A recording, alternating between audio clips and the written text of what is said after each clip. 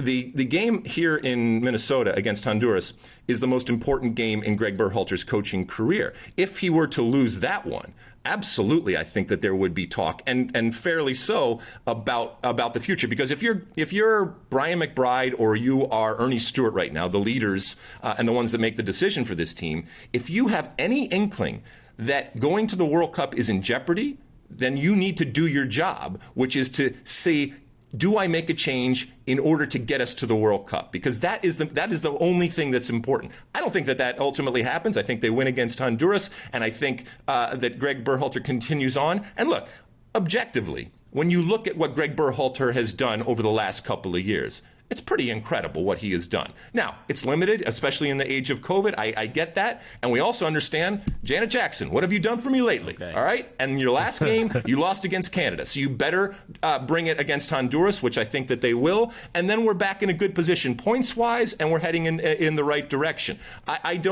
I think Gregg Berhalter absolutely, whether it's from Hercules or anybody else, deserves criticism and needs to take responsibility when the team doesn't play like that or doesn't show what we're talking about here. You know, you can give it a name, whatever it is, heart, spirit, all that kind of stuff, where it's, you know, it's like the Supreme Court, obscenity law.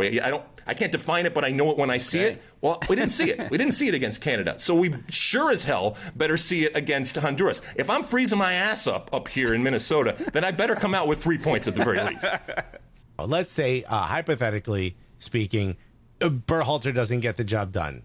What your next hire, right? The vision of U.S. soccer, the vision of the men's national team, if it's placed in your hands, what do you think we would need next? Is it someone who would carry on this tradition of sort of grit and win at all costs? I don't care if it's ugly, give me 3 points. Or would you want to see a progression of what we're doing now, which is sort of trying to bring the U.S. soccer into that next phase of the sport in the world, which is a bit more progressive, maybe a bit more pressing, and carry that on? Yeah, I would, again, I keep going back to throwing the baby out.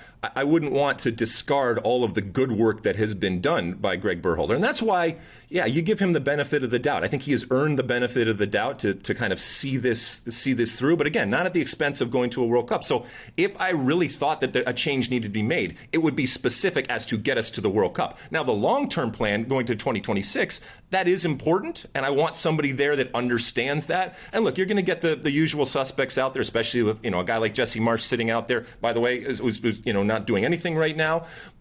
Peter Vermes, for me, is always someone that I think should be looked at. But I'm not in the camp also of saying, that we need to do this. We need to do this right away. I also don't believe that it's good to have coaches for multiple cycles. So regardless of where this cycle ends up with Gregg Berhalter, I would really look hard at changing it for that next cycle. But I don't want to regress in terms of the thinking. I want somebody that's going to take the work that's been done and build upon that.